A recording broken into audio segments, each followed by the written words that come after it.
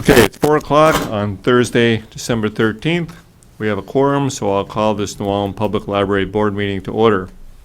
First item is the approval of the agenda, which everyone has a copy of in front of them with their packet.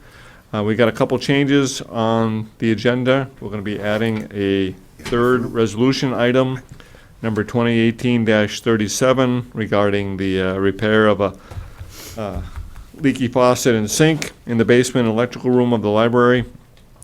And then everyone should have received a handout from Paulina on that. So you can add that to the action items, but we'll be taking care of it after the roof update that Elwood Zabel is going to be presenting, because this kind of fits in with that. It's a facilities update, so Elwood could give us some information on that as well. Are there any other changes? Nope. Okay, so based on that then, I make a motion that we approve the agenda as printed with the changes noted, and I'll entertain a second. Second. Okay, I have a motion and a second. Any further discussion? Okay, hearing none, then all in favor say aye. Aye. Any opposed? Motion carried. Next is the approval of the minutes from November 8th, 2018 Library Board meeting. Again, that's in the packet. Hope everyone's had a chance to read through them. And so I will make a motion to approve the minutes from the November 8th, 2018 meeting. Do I have a second? I'll second. Okay, I have a motion and a second. Any edits, corrections, issues? Okay, hearing none, then all in favor say aye. Aye. Any opposed? Okay, motion carried. Now we'll move on to getting the facilities update. We'll start with the roof, and Elwood Zabel is here. Elwood Zabel, building official. The roof, the skylight issue came to you last month with the cost of about just shy of $42,000 for replacing the skylight. We took it to City Council at their last meeting, and they chose to look at covering it up, taking the skylight out and do basically a flat roof up there. I talked to a couple contractors, got just some rough figures of anywhere from $15,000 to $20,000 to do that. So now we're in the process. I did contact a local structural engineer to see if we need anything drawn up on that. We don't. The skylight itself is kind of, the interior of it is segmented off into 8 different sections. So we can lay into those 8 sections with some panels and do our structural on top of that for the snow load and stuff. But we have to figure out some way to come up with a finished product on the bottom, because coming up from the bottom is probably not an option to throw in sheetrock or something and then go up there and paint it. So we're in the process, staff is looking at some products that we can have a finished product put in first, and then do our structural on top of that, and then put a flat roof up on there. Then we'll come back when we get that drawn up, send those out for bids to our local contractors and see what the numbers come back as, and go from there. So now the installation of that, would that be done then from the roof then? Everything from the roof, or would there have to be some stuff done from the inside? Probably everything would be done from the top side, just Okay. because of how that's configured in there. Okay. And trying to get up through there. Not saying that if we had to, that's why I had the structural engineer there, that we could go up there and plank on top of that mass of concrete that's there, and put some planking up there and work off of that also. Okay. He said I would probably do that. But then one of the other issues coming with that is, once we close it up, what our light situation is going to be on the steps. There are fluorescent lights along what I'm going to call the north side of that interior. None of those are in working order right now. We don't know if we can use those. We're not quite sure how the shadow would come across that, through that mass of concrete. So All right, well, we'll just have to address that later then. right, yeah, we'll just have, once we get it closed up, we'll Yep, see once what we get looks it put like. into place, we'll see how it goes. Yep. So, All right, so I can see why then, if you're doing everything from the top, you'd prefer to have a decorative surface on the bottom already as part of that, so that you can Correct. lay it in. Yep, that's what we're trying to do, kind of minimize the working from the inside, try to do it all from the outside and just lay it in there and work from there up. Okay. Now, do you estimate when you would have some more to report back to us for, in terms of the quotes for costs and then the results of the structural? Well, it depends on what type of building products and stuff we're finding out there to try to get laid in there. Like I said, we started looking at that stuff, so I'm thinking sometime after the first of the year, we should be able to hopefully have some ideas, something drawn up on it, and then be able to go out and submit for bids. So probably, I'm guessing like February Okay. would probably be a good timeline. And then the actual construction probably wouldn't be till spring, summer, because we don't want to be doing the winter months. Right, and- probably April, May, when it's getting some nice days out that we can, because taking the skylight down and stuff, it's probably gonna be a little bit of a process and probably gonna take some temporary covering of it Right. before we get it all covered So up. probably multiple days kind of thing. Yeah, possibly. And then for the lighting, when it's time to address that, if and when we decide to address that, we can look at, energy conservative alternatives like LEDs or something that, Right, once you that's, put them up, you don't have to worry about them for Right. 20 years or whatever. yep, that's what we'd look at, yeah. Okay. So you'll make sure this is prepared so you could put something directly over it if necessary? Well, if that's what we have to do, I mean, You'll decide that beforehand then, well, as much as possible. as much as possible, and we're gonna, once we close it up, we'll see how it affects the stairway. During the day, it's probably gonna be the most effective, the stairway, with the light. In the evening, I think the lights surrounding the stairway is gonna give us enough light in that area for proper lighting at the stair treads. It's gonna be the daylight hours how that all, comes in from the front and the back windows and how it lands on those stairways. It may not be a problem. We may have enough foot candles at the stair treads that we don't have to do anything, but Okay. that's something that we're looking at.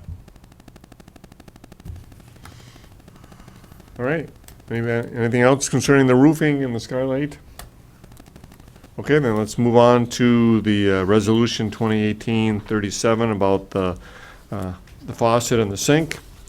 I'll read through the resolution real quick, and then Elwood can provide some feedback and/or recommendations. This is resolution number 2018-37, the first reading and adoption for awarding the bid for leak, faucet, and sink repair in the basement electrical room.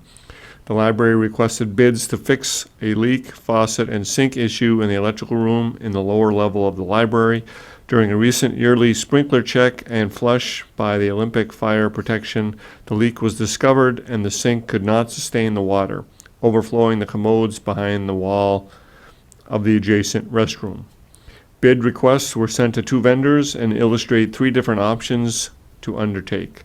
They are as follows: GOG sheet metal, option 1, fix the leak and repair the faucet for $870. Option 2, fix the leak, replace the faucet and the sink for $1,576. And then option 3, fix the leak, replace the faucet, and replace with floor mount mop sink for $2,070. I'm assuming that's replacing the sink with a floor mount mop sink. Correct. And then Clausen Mechanical came in with similar options. Option 1, leave the existing sink, but replace the broken fittings in the wall and install a new faucet for $788.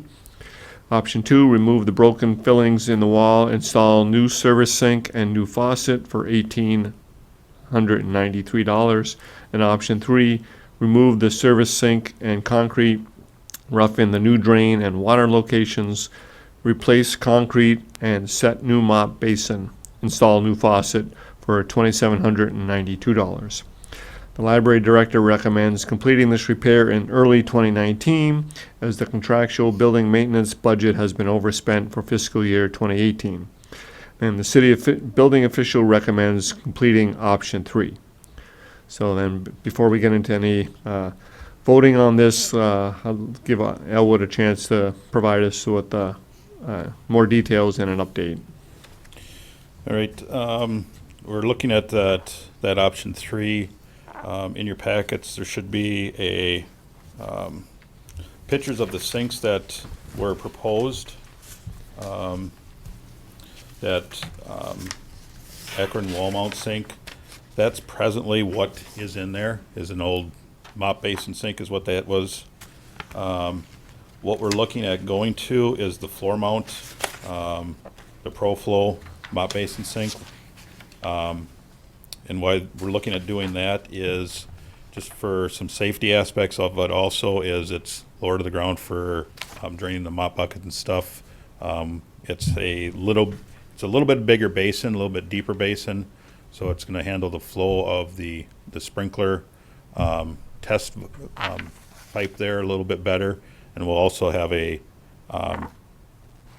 larger size diameter drain going down when we rough that in, going over to the floor drain that's there currently. So the picture in the handout that we got for what you want to go to, the mop basin, isn't really good, but it's just a square. Yeah, it's Thing with 24 by the- 24 plastic, and it's about 10.5 inches tall. Okay. Yep. And with what happened was when they did the sprinkler test, there's a pipe that comes down into that sink basin now. The sink, I believe it only has 1.5 inch drain on it. Somehow the fittings behind the wall at this stage have holes in it and leaked, and it also backed up enough that it overflowed the urinals in the men's bathroom on the backside. Those two are kind of back-to-back drains hooked together. So we eliminated that, taking that drain out and running it down to the floor and hooking up to the floor drain that's there currently.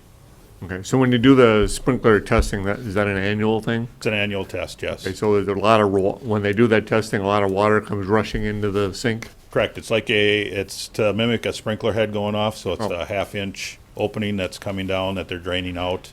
And there's a lot of water. Generally, those are all piped to the outside. For whatever reason, these have always been to the inside and haven't been changed. We don't have a real good way to get to the outside with this drain, so we've been trying to accommodate the best we can. And this one just this year, with the fittings on the backside having the holes in, that's when we found it. There's been a few issues, but over the years of some water leaking here and there coming out of the walls, but this year we found what was going on. So then the repair services, is there anything that has to be done on the restroom side to?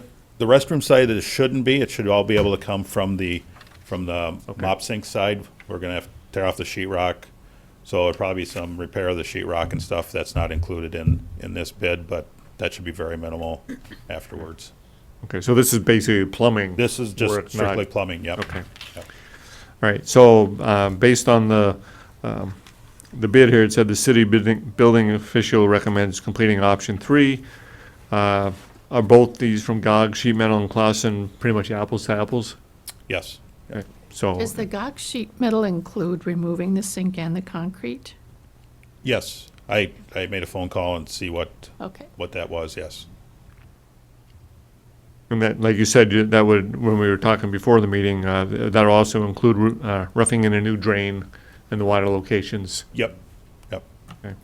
No damage done beforehand? There was no real damage done beforehand?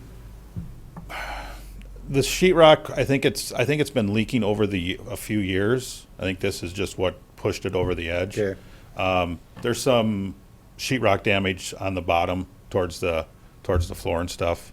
But other than that, I think we're going to have to, this sink that's there currently, probably the backside of that sink sits up between 3 and 4 feet up on the side wall. So it's going to be cut up to that height, but we should be good at that point Yeah. and coming back down. So would you recommend that we wait till after this gets done to then look at bidding, replacing that sheetrock, or can someone come in and? I think we can just come in. It shouldn't be very expensive at all, and we may be able to have our custodian take care of it also, because it's just, that area is only probably maybe 4 or 5 feet wide, like say 4 feet tall, so it's not going to be. One piece of sheetrock or something. Right, and really doesn't need to be finished off. It's in the back. Does it have to, it doesn't have to be green board? That's or- probably what we put back in there, so it's a moisture resistant, Yep. yeah. Okay. Elwood, how many years has the testing been going on? I'm assuming the sprinkler system went in when the new building was built in '73. So it's been going on that long. I think that's a code requirement, right, to have sprinklers tested annually? Correct, yes. So aside from the leak, all those years tested and handled the water properly? Possibly. It's hard to say. I would say for the majority of the years, yes, it probably did. Whether they this year opened the valve up more than usual, I don't know. I mean, we have a new person that's coming around and doing the testing for Olympic this year.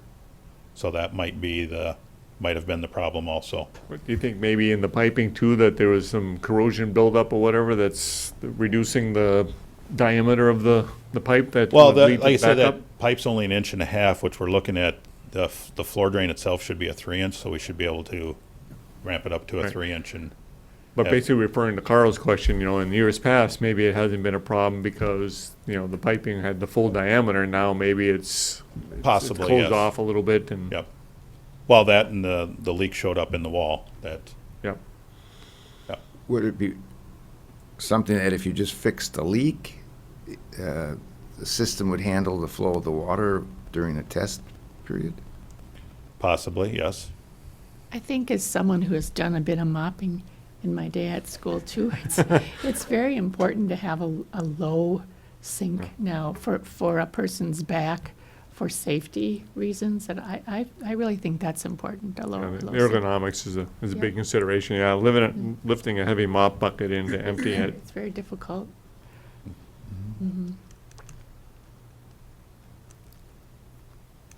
Any other questions?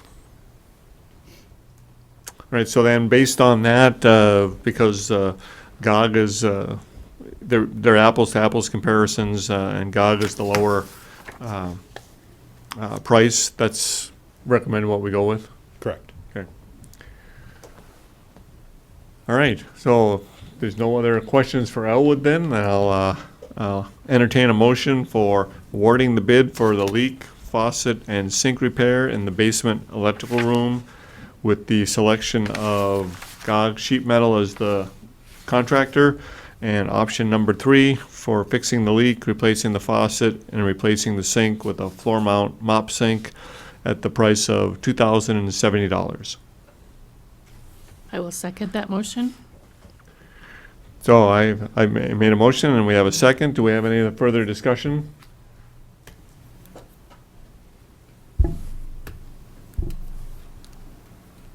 Okay, hearing none, then all in favor say aye. Aye. Any opposed? All right, motion carried. Mr. Chair? Thanks, Elwood. Elwood, before you leave, Mr. Chair, if I might ask Elwood a question regarding the glass issue in front. Oh, okay. I had, That was another, we got to repair a piece of glass out in front. Are you aware of that one too? I've heard about it, yes. Okay.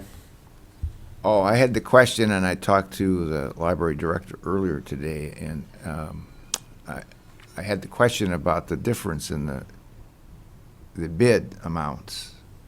It was quite substantial, and I was just curious if the glass that the contractors were bidding was similar or like glass, if one was bidding a different kind of glass.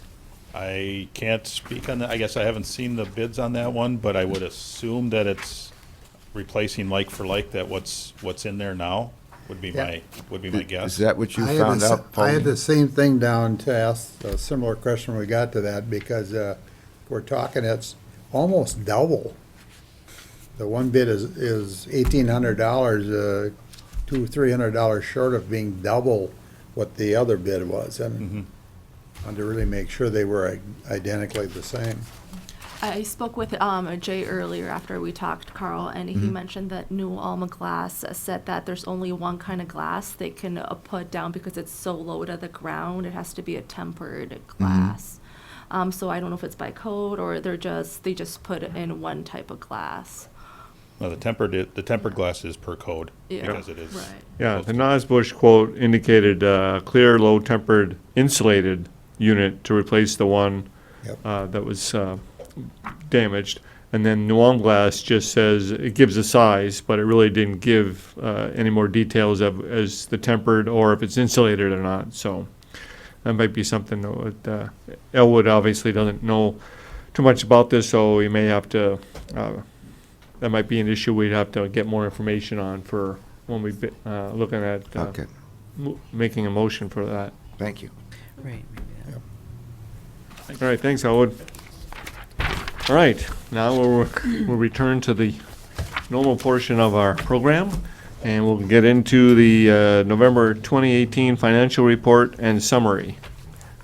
Paulina?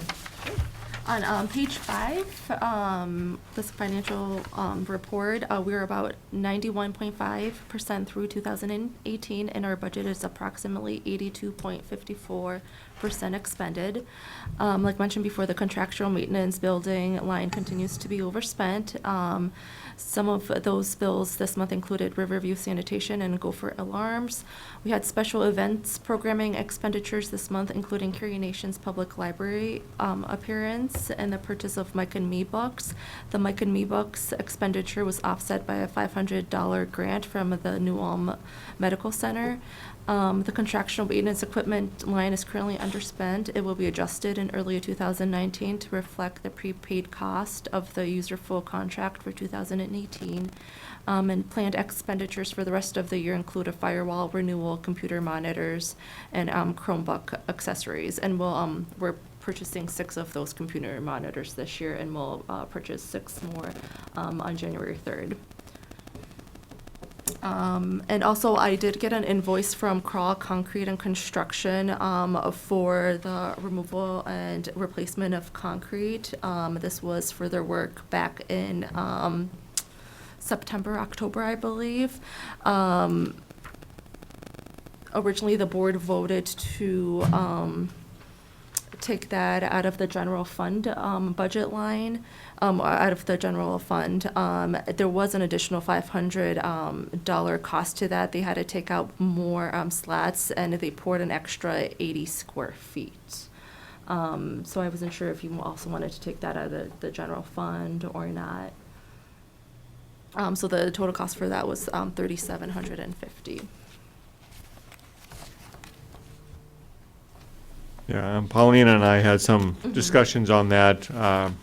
She showed me the invoice, and there was some discrepancies there. I had some questions, and This is a new invoice from them. yep. Yeah. So the invoice was incorrect because it made it look like they were replacing twice the amount of concrete that they really did. But they got that all fixed up, and like you said, the total additional cost was what, 500? 500, yeah. Mhm. So I have no problem with taking out of the same Budget line. Okay, fund. perfect. Okay. If anybody else has any issues. Okay. And you did mention that the contractual maintenance building line continues to be overspent. Do we foresee any additional charges to that account going forward? This, as in for 2018, Yeah. just the regular, I believe, services like Riverview, Gopher Alarms, and I think we might have had another GAC sheet metal. I believe it was about $88. They are one of the ACs, one of the units on the roof of the children's area. The heat keeps going down, so it just automatically turns itself off.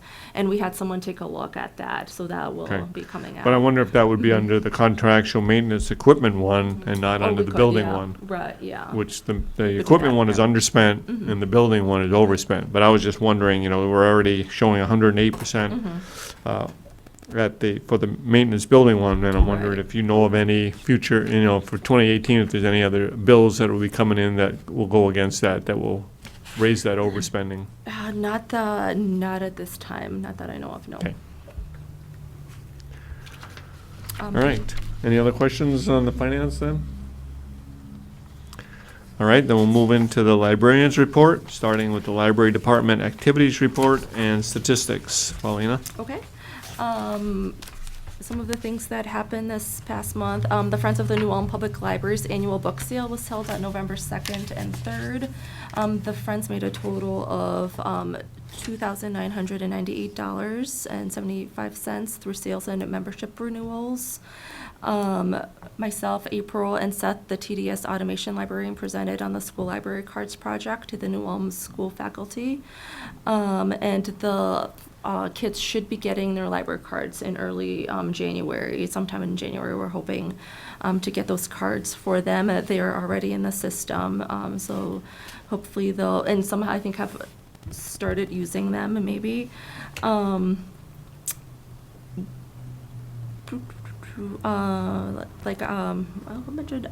St. Nicholas program was held on Wednesday, December 5th with a visit by St. Nick and Krampus, and we had almost 100 in attendance. We also attended the TDS directors meeting on November 8th, and as one of the resolutions shows, TDS was matching additional funding for Overdrive ebook and e-audiobook purchasing, and the response was great. They actually matched it a couple of days ago. So the acquisitions librarian is doing an amazing job selecting titles that are flying off the virtual shelves. The statistics have gone up at 6.3% over this time last November, and New Ulm patrons have checked out about 7,800 ebooks or e-audiobooks this year. Yeah, I read that Betty, in Betty's report, then Yeah. the update as to how she's doing that, Yeah, handling that, so. Yeah, and in terms of staff, we have 2 new library aides, Carol and Ann, who have started at the library. They've been training with service desk staff. We finished up the first round of youth service librarian interviews on November 29th, and we will be conducting a second interview on this coming Monday.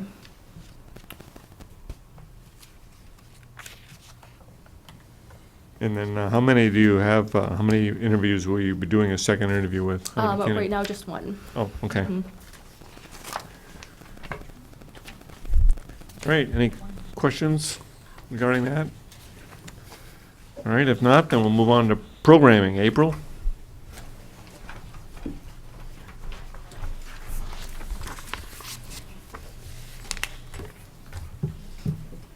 As Paulina mentioned, we had around 100 people come to the St. Nick program. I want to thank Dick Seaboth and Hank Exo, who came and played St. Nick and Krampus for us. They did a great job. And then I also want to thank Ann Morris from Dohmeyer's German store. They donated the treat bags for the kids. So that was really fun for the kids to get to come to a story time. They did a craft, and then they got to meet St. Nick and get their treat bag. So it was a really fun night. We were busy in the children's room. And Amy and Carla, who did the story time and the craft, did a great job. So I want to thank them too. In upcoming programs, on Tuesday, December 18th at 6:30 p.m., we have the Civil War Roundtable. Tim Berg will be presenting on John Quincy Adams and his effect on the lead up to the Civil War. And then on Thursday, January 3rd at 6:30 p.m., we start a film series called The Great Courses Our Night Sky. It's a series of video lectures, and then we'll follow them with some discussion with the people who come to view them, all about how people can view our night sky, tips for stargazing, those kind of things. We're excited to start that, and we want to thank Denny Warda for donating those DVDs for us. Upcoming in January, on Sunday, January 13th, 20th, and 27th, we have the Life Living series. Programs for that series will be 2 p.m. at the New Ulm Community Center and 6:30 p.m. at the Springfield Library. The theme this year is Facing Alzheimer's Together.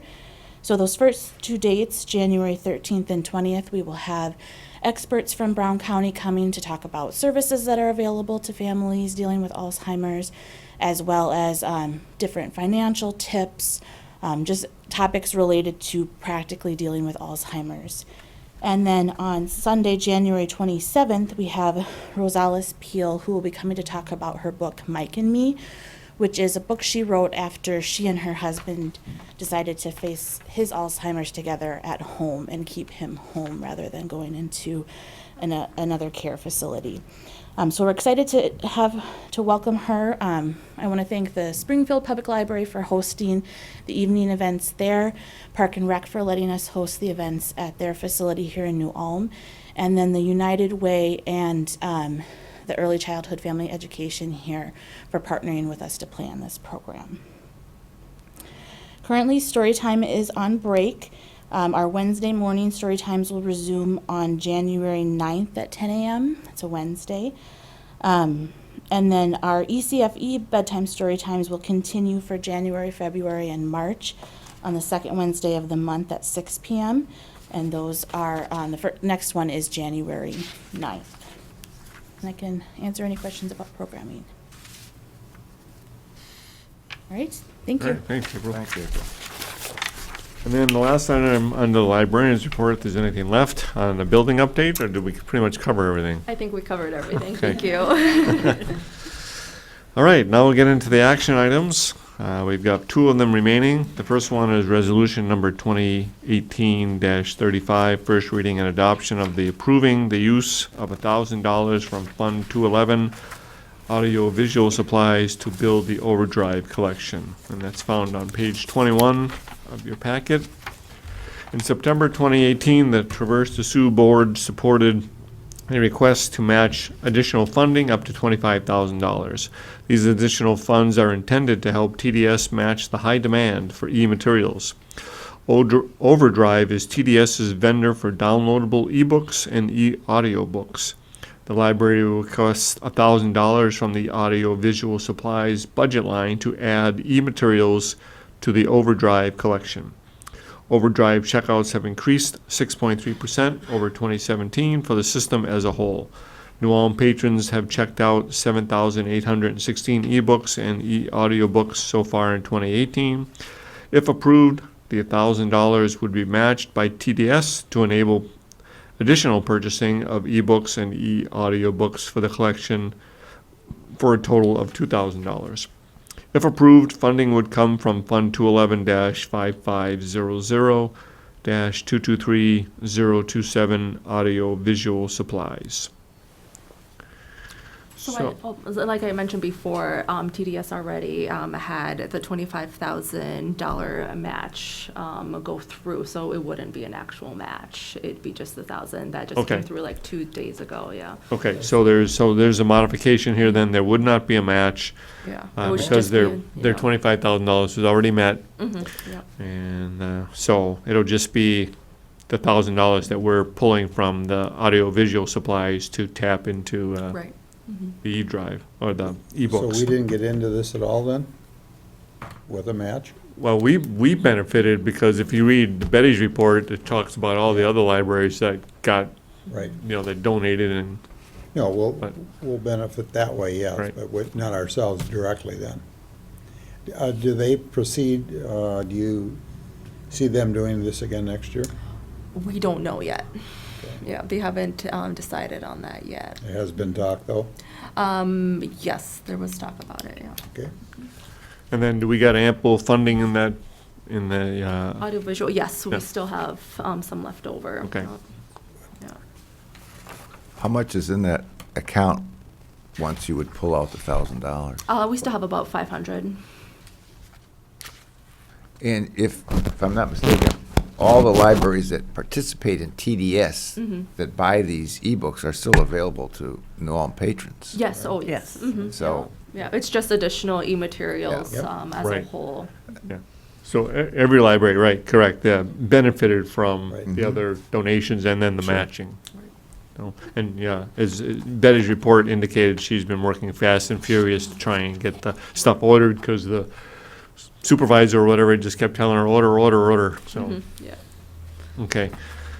So that $500 that's remaining, you don't foresee that being depleted for the remainder of the year?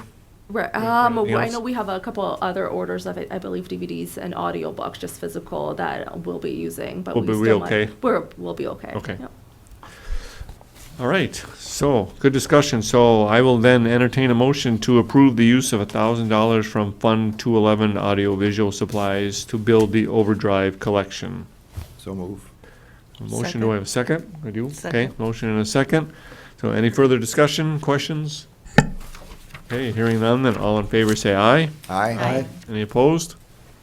All right, motion carried. And the last one, the last resolution for today is 2018-36, First reading and adoption of awarding the bid for window pane replacement. The library requested bids to replace a window pane in front of the library near the Wanda Gog statue that was found to be cracked, likely due to a rock being kicked into it. Bids were sent to 2 vendors. The bid requests and quotes are as follows: from Bush Glass to supply and install one clear, low-tempered, insulated window to replace the one behind the Wanda Gog statue. All material and labor is included. The bid total was $387.68. And then a bid from New Ulm Glass Company to furnish and install glass 25 inches by 41 1/4 inches at the New Ulm Public Library. That bid total was $203.54. The library director recommends completing this repair in early 2019 as the contractual building maintenance budget has been overspent for fiscal year 2018. The window pane is an outside pane, not directly affecting the inside environs of the library. So Carl had raised the question earlier about and so did Dave, about the bid discrepancy. Elwood was unable to answer the questions because he didn't know enough about it. I'm just wondering if, because of the discrepancy in the bids, if we really have a comparable bids here, or if more information is needed before we decide to vote on this. So I wonder if anyone else has the same concerns or issues, or I do as well. I think since there's no real urgency, Right. if we could get some more information about the similarity of the glass product that's going to be used by Yep. either vendor. I agree. I agree 100% too. I mean, this is not something, if it's just on the outside, it's something can wait for a little bit. And I would sure like to make sure that both of these are identically the same. Right. When And you're then, talking about $20 Yep. of being doubled, and then also, a good question to ask them when you're following up with both these companies is will the glass that they're putting in match what's existing in there? Because I know that it's difficult when you replace glass to get an exact match, but we want it to be as close as possible so that pane doesn't stick right out, because everybody, notices that it's different. Okay. We can do that. All right, so we will Insulation too. then, Table. Is it insulated, is it not? Oh, okay. Yeah, it's a double pane, so this is the front of it, and there's another pane, like, Right. yeah. but the Nosbush glass talks about being an insulated unit, low tempered, it mentions that, and Elwood had indicated that's the code. So, but we just want to verify that, both bids are for the same Right, product. glass. Okay. All right, so then we'll table this probably till, probably next month, because there's no urgency for that. All right, any other issues? I just had a question on the youth services librarian. I'm wondering how close we are to getting one, or are we interviewing? Yes, our second interview will be on Monday with one of the Okay. candidates. And then after that, we'll see how it goes. Yeah. Okay. So we don't actually have a timeline Okay. at the moment, yeah, but we hope as soon as possible. So we're down to a few Yeah, people? mhm, Mm, yeah. Okay. All right, any other issues? All right, then I'll adjourn the meeting at 4:39, getting everyone out of here at the requested time. Wow. Thanks, everyone. Have a Merry Christmas, well, New Year's. Mountains, Margaret. just about ready to